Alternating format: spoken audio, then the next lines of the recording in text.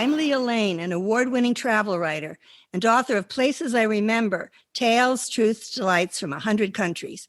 On this podcast, we share conversations with travelers about fascinating destinations and memorable experiences around the world. New York, a hell of a town. The Bronx is up, but the Battery's down. The people ride in a hole in the ground. New York, it's a hell of a town. Those lyrics are from the Broadway classic On the Town, which emphasizes that when we talk about New York City, we're talking from the southernmost tip, called the Battery, to the northernmost section, which is in another borough besides Manhattan. On this episode, we're featuring what's best and new and surprising, what to do, see, and eat in all 5 of New York City's boroughs: Manhattan, Brooklyn, Queens, the Bronx, and Staten Island. Our guest is a quintessential New Yorker who's lived in various boroughs for many years. Randall Lane is the editor of Forbes magazine and the company's chief content officer. He also happens to be my son. Welcome, Rand, to Places I Remember. That's my best title. That's my favorite title. Me too. Can't get fired from that one. Nope, not never. Plus, you come on here all the time. Okay, we're going to discuss the city we both love. The city I was born in, New York City. Perhaps the most iconic symbols. Manhattan is the most densely populated of New York City's 5 boroughs. It's mostly made up of Manhattan Island, bounded by the Hudson, East, and Harlem rivers. It's among the world's major commercial, financial, and cultural centers. It's the heart of the Big Apple. What are some of the not-to-miss sites for tourists, Rand? It's the place where the Dutch first landed. Manhattan is the Indian and Native American word Manhattan, but that's the origins of New York City are Manhattan.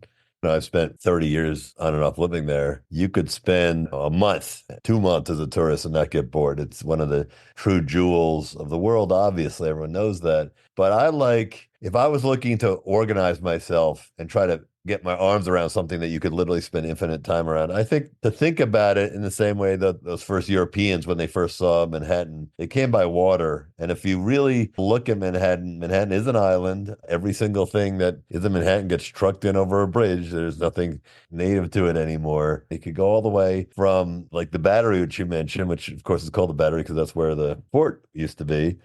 And that's the tip, and that's the beginning of New York. But if you down near the Battery, the South Street Seaport, which is one of the great old seaports of America, in the last 5 years, it's been renovated several times. But now there's something new called the Tin Building, which the famous chef John George. There's a new development there. It's been reborn yet again. So you could see the old tall ships, but there's also amazing food and something called the Tin Building. So that's one way to get your start at the bottom of the city, looking out over the water towards the East River. On the west side, they've developed the entire west side on the Hudson River into a park. And so you can walk all the way from the tip to the top through a park with all sorts of unbelievable executions now, including there's a new one that's just happened in the last couple of years that was funded by the mogul Barry Dillard called Little Island. They built an artificial island that basically you can spend 2 hours. It's got hills, it's got art, it's got views, it's got food. That's one of many things. You've got Chelsea Piers, you've got, City Winery, you've got all sorts of piers and executions. That's an entire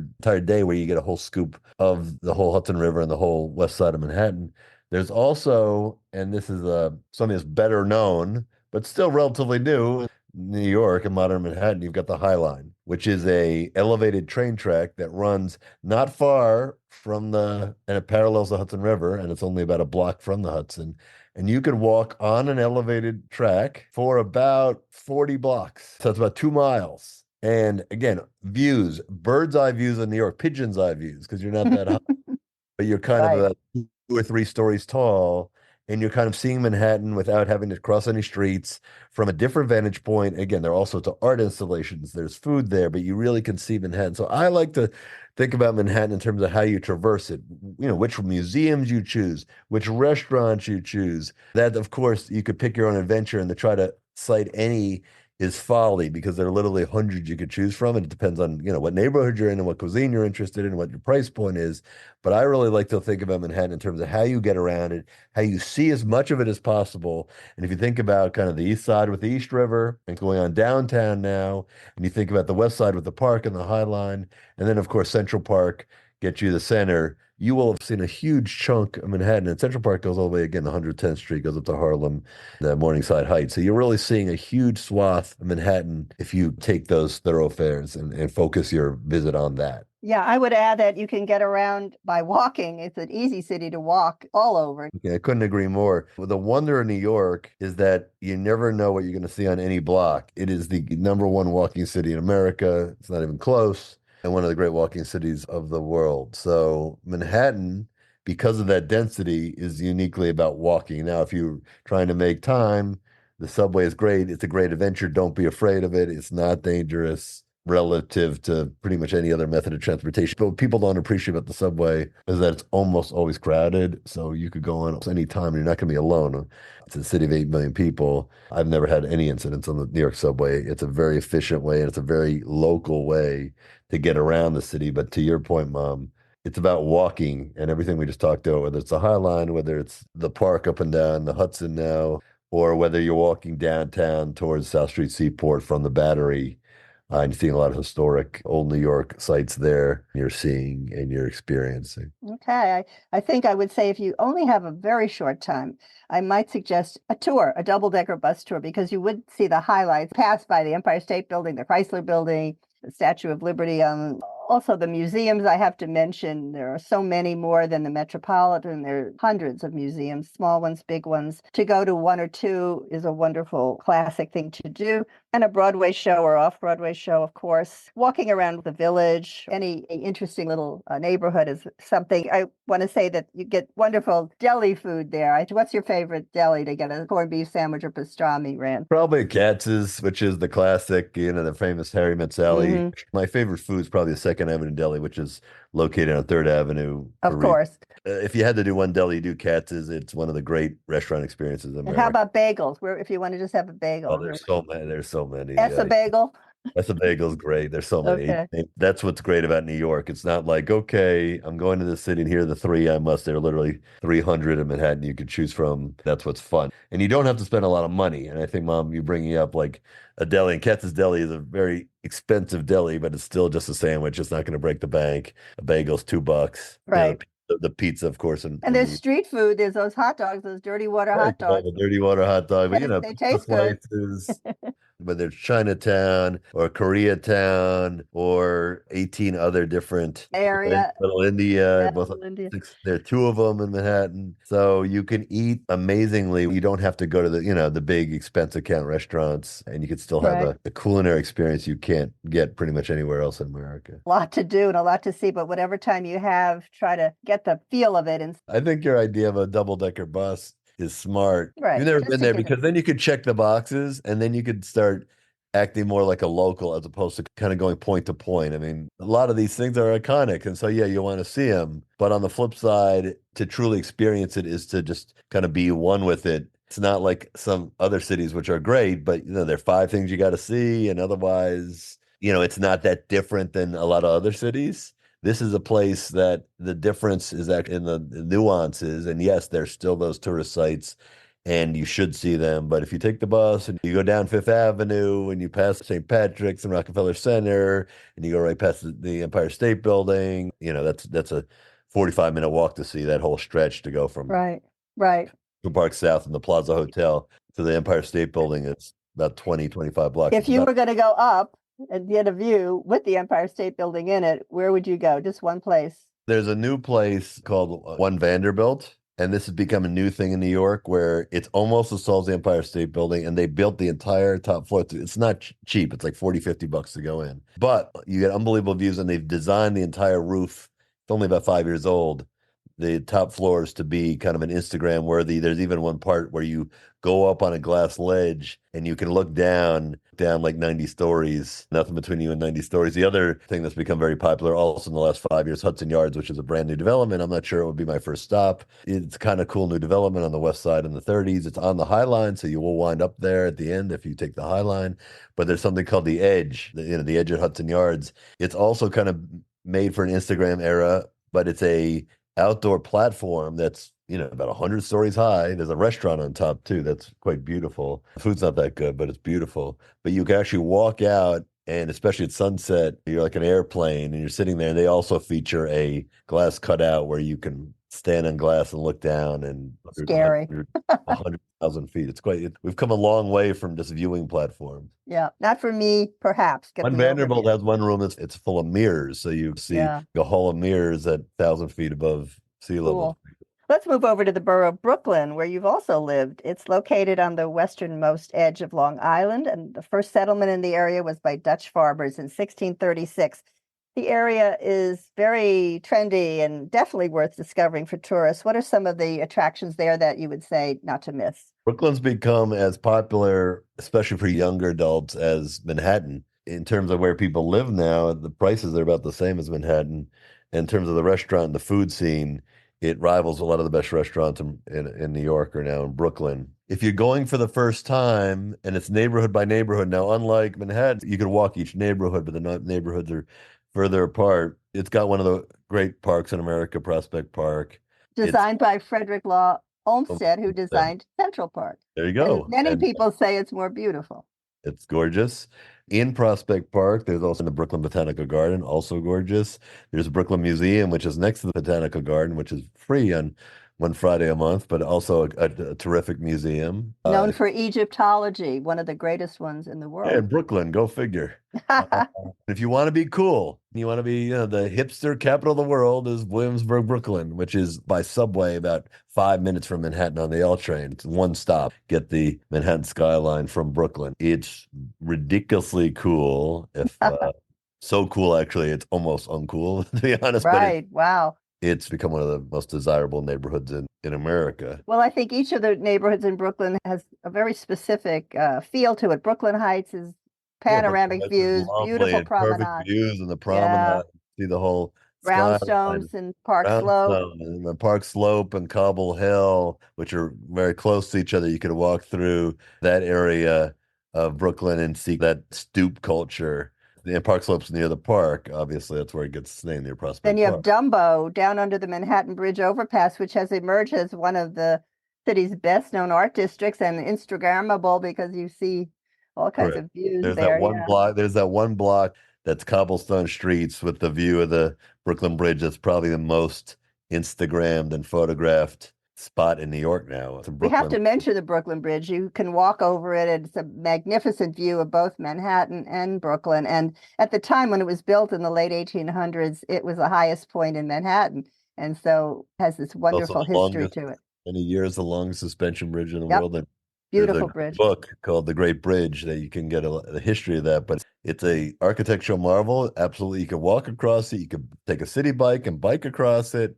But it's a great way if you are Manhattan-based, as most people listening to this probably will be. You could also then walk from Dumbo towards Brooklyn Heights. We have to mention one of my favorites from my childhood, Coney Island. Tell us about that. It's on the ocean. People don't think of beaches in Brooklyn and beaches in New York City, but every borough has a beach actually in New York. But the Coney Island area is famous for its boardwalk and its amusement rides, including the famous Wonder Wheel from 1920 and the Cyclone roller coaster from the 20s. What do you think of Coney Island Cyclone's today? the best. It's almost 100 years old. I love Coney Island, and your granddaughters love Coney Island. It hasn't changed that much. And so if you want that kind of 1930s, 1920, it still has that kind of carny wooden feel. It's quite a great experience on a nice day. Does it still have the place where you go in and it air your skirt and it goes up? Fun. That one I have not seen. I do not I think don't know. I got sued out of existence. The Cyclone roller coaster for roller coaster buffs is a 1927 wooden roller coaster, and it's quite amazing because it's a hell of a ride. You can only imagine what it was like 100 years ago when you didn't have all these modern thrill rides. It's still thrilling, but what's great about it is it goes up and it just drops. You're not like on a string. Its gravity takes you all the way under. Ooh, It's a out of control car. kind of Oh, a New York kind of it's so ride. fun. It's so fun. Okay, well, I think that's a wonderful You thing can for eat, and you families. can eat at if it's a nice summer day. You can walk on the beach, on the boardwalk. There's a minor league baseball stadium there. It has a view of the ocean. You're right near the original Nathan's Hot Dogs, where they have the annual hot dog eating contest on July 4th, and you get a hot dog. There's a great pizza restaurant there called Tutono's. It's a little bit off the beaten path, like a 5-minute walk.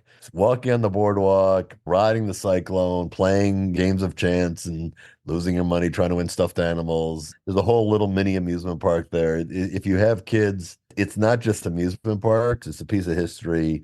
It's got this raw feel. And if you keep walking, if you're adventurous, you can go up to Brighton Beach, which is about a 10-minute walk up the boardwalk. And that's the big Russian neighborhood of New York. And you can get borscht and see all the signs in Russian. And pro-Ukraine, this is the crowd that got out of Russia because Right. they're quite an interesting neighborhood. Well, that's pretty fun. I love hearing about it. Every Friday night they have fireworks in the summer too. That's a nice day where you go. Maybe if there's a baseball game, you take a couple innings. It's minor league ball, so you don't take it so seriously. So at my daughter Sabrina, who's been on this show, your granddaughter, she had some friends who'd never been to New York before last summer, and I actually took them to Coney Island on a Friday night for that exact regimen. I took them to a baseball game, which they'd never seen before. And again, you don't have to save $5 or $10 to get in. You see a couple innings, the ocean's in the background. Got everything. It's just great. And then you go have a hot dog at Nathan's, you walk on the boardwalk, you see the fireworks, you ride the cyclone. So the New York Aquarium is there. Okay, let's go on to Queens. It's a New York City borough on Long Island across the East River from Manhattan. It's basically with Brooklyn. It's kind of Right. there's no physical Yeah, there's a little tidal arm of the East River which forms the boundary between Brooklyn and Queens. So you're going on from there. Do you know why it was named Queens? Well, the borough of Brooklyn is called Kings. Okay, So well that's one way. It so was named. they're twins. So Uh-huh. I always assumed there was these are from British royal times. Yes, yes. It was named in honor of Queen Catherine of Braganza, wife of King Charles II, when the British colony in New York was established. Now, if Queens were to secede from the rest of New York, it would be the fourth largest city in the United States with over 2 million residents. It's just a little bit less than all of Chicago. So it's a big, big area. It has 91 distinct Brooklyn's probably neighborhoods. fifth. Brooklyn's probably fifth. Brooklyn's Yeah, about the yeah, we're big. talking big. Yeah. 91 distinct neighborhoods there. The residents are said to speak 130 languages and represent over 120 countries.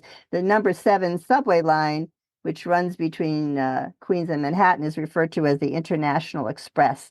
Now, many travelers only see a bit of the borough because they're traveling into Manhattan, but because both LaGuardia and Kennedy airports are located there. But there's much to enjoy. What do you like when you go to Queens? I like to eat my way through Queens. It's the most diverse borough. It's the most diverse place in America, and that's not debatable. The way to explore it is through your stomach because it's less the sights there. It's a living place. There are, of course, more touristy things, and you can go see the U.S. Open if you're there in September. Would I go to Queens for the Queens Museum? Only Well, if I you're. go to see the panorama that's. I agree. There are things to do, but realistically, if you're going to Queens, you should be eating. You should be looking at it through a culinary lens. You should be looking neighborhood by neighborhood. I mean, if you're in Flushing, you should be eating Chinese food. You might as well be in Hong Kong. You're in Flushing. It feels like that. If you're in Jackson Heights, you get as good or better Indian food as you can find in India. If you're in Astoria, some of the best Greek food in the world. If you're in Woodside, some of the best Thai food. And it's not just finding one restaurant. You could have multiple options, ethnic clusters where immigrants gravitate neighborhood by neighborhood, and you can get really unbelievable food as good as anything you get in the world because having been to most of those countries, you have the knowledge and the culture, but you also have great ingredients, of course, with New York being one of the great food cities in the world, taking a global food tour without having to leave a single borough. And Queens has that anywhere in I America. agree. I agree. Two things I like very much. You can tour the Kaufman Astoria studios. There's Silver Cup Studios and Kaufman Astoria, and the Kaufman Astoria has been going on since 1920. Over 100 films were produced there during the 1920s, and many TV shows like Sesame Street are still produced there. That's lots of fun to go visit. I want to just mention, because of my son Carrie, there's the Harriet and Kenneth Kupferberg Holocaust Center, which is a learning laboratory. The current exhibit is concentration camps, and I think it's important to note. Again, beaches are there. You have lots of things to do if you want in terms of the outdoors, but I do agree with you that if I were going to Queens, it would be food centered. Let's talk about the northernmost borough of New York City, the It's the Bronx. only borough in New York City that's on the U.S. mainland. That's right. It was named after Jonas Bronk, a European settler in the 1600s.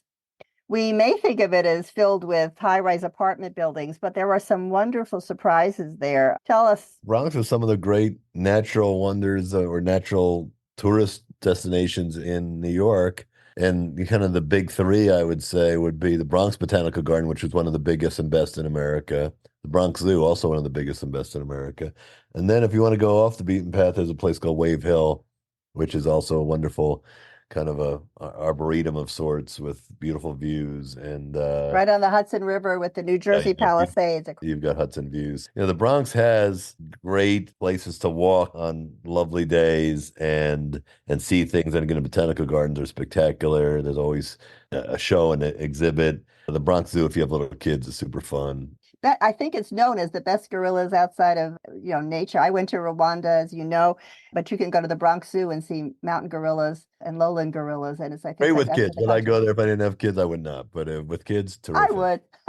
You I would, love but if gorillas. you're, I'm saying if yeah, I would too, as someone who lives in New York. But if I only had a week, I'm not sure I would. Oh, okay. Well, we're giving the full Yeah, story maybe you're here. there for a You month. know where I would go? I'd go to City Island because that's a surprise. Most people don't realize that there's an island that looks like a town in New England that's part of the Bronx. It's at the Yep. extreme western end of Long Island Sound, south of Pelham Bay Park and east of Eastchester Bay. And once you drive over the City Island Bridge, which is the only way to get on and off the island unless you have a boat, you hit a strip called City Island Avenue, which is lined with restaurants known for seafood. You could take a taxi, but City Island is fun. It's a New England town for about 10 blocks. It's super cool. If you want that kind of transporting experience, you also have the best Little Italy in New York is not in Manhattan.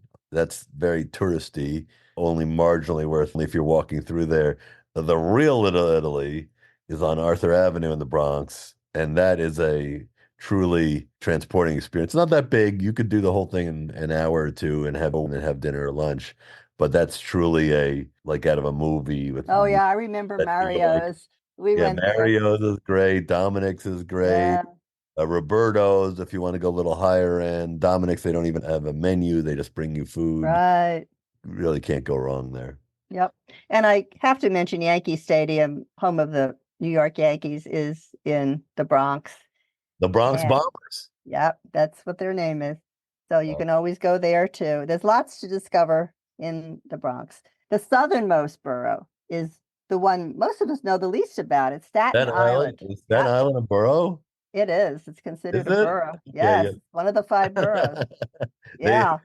they always feel neglected. Oh, If you well, they look were at a first. map, if you look at a map, it really shouldn't be part of New York. It's really part of New Jersey with a few estuaries. Well, that's what a New Yorker would say. No, it's true. I mean, That's a what Manhattan New Yorker. no, that's not true. It's what a geographer would say. They would say one Well, thing it's in really is between there. connected to Yeah, Bayonne and part right of New between York, Sandy Hook. and it's totally different. And there's lots to do. And I've been in Staten Island a lot. I probably go there at least once a year because it's fun. And the most fun you could have is from Manhattan. You could take the Staten Island ferry, which is one of the most famous ferry in America.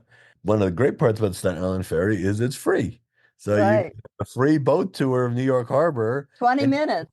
and you go right past the Statue of Liberty. So, and I got to be honest, having been to Statue of Liberty a couple times, to see the Statue of Liberty from water, it's not that much different than getting there and being at the base. You get the vibe. And again, if you're stretched for time, you could go to Staten Island and see the Statue of Liberty for free in one shot. And some people just like it so much on a nice day, they'll take the ferry, hit Staten Island, and come back. I think it's worth getting off. I don't think you have to explore deep into Staten Island. There are things to do. There are restaurants that are further in, but there's a lot of really good stuff right off the ferry. There's a minor league baseball stadium. That's another fun evening because the stadium is built with the Manhattan skyline and in the background. So it's just a beautiful little stadium. And there's an independent baseball team that plays there. Check the schedule, the Ferry Hawks. But just walking around that neighborhood of Staten Island called St. George, there's a brewery called the Flagship Brewery. There's a 9/11 memorial.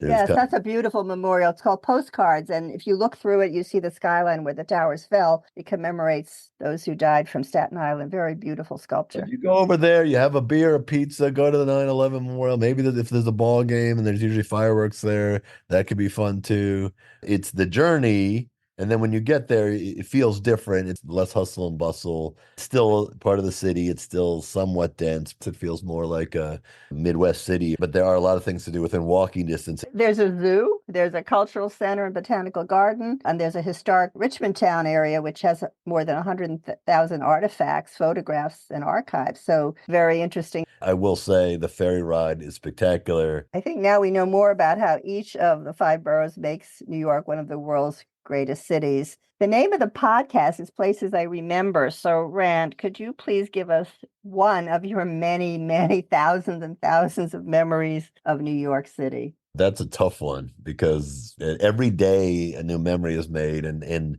just walking around is half the fun and half the adventure. And there's never a dull day. You cannot, it's impossible if you're just walking around and observing to have a dull day in New York. But I'll actually think about maybe the first time I can remember being in New York. Mom was with you, and I think it was for my 7th or 8th birthday. It was your 10th. It's an early memory, so I think it might be less. We went to the top of the World Trade Center. Yeah.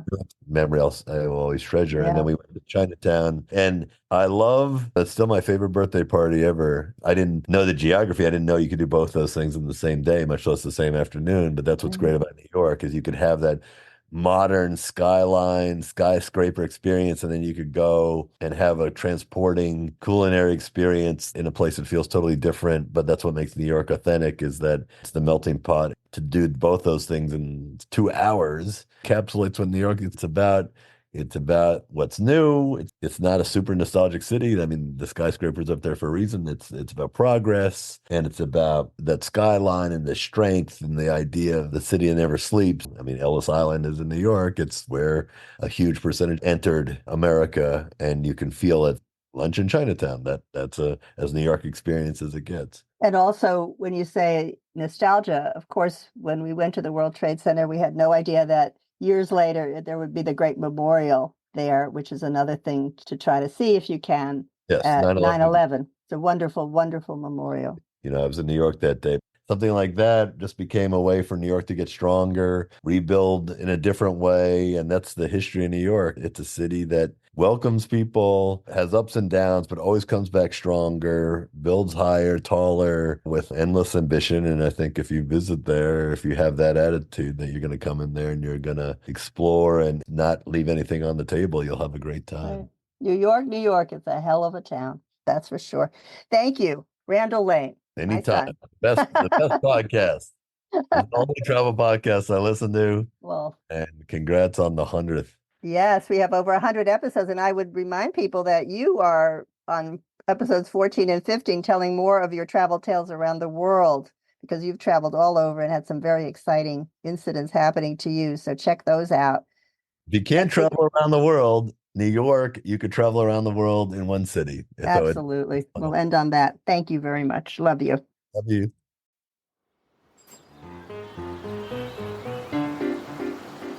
Thanks for listening to our award-winning podcast. We've recorded over 100 episodes of Places I Remember, so follow us on any podcast app.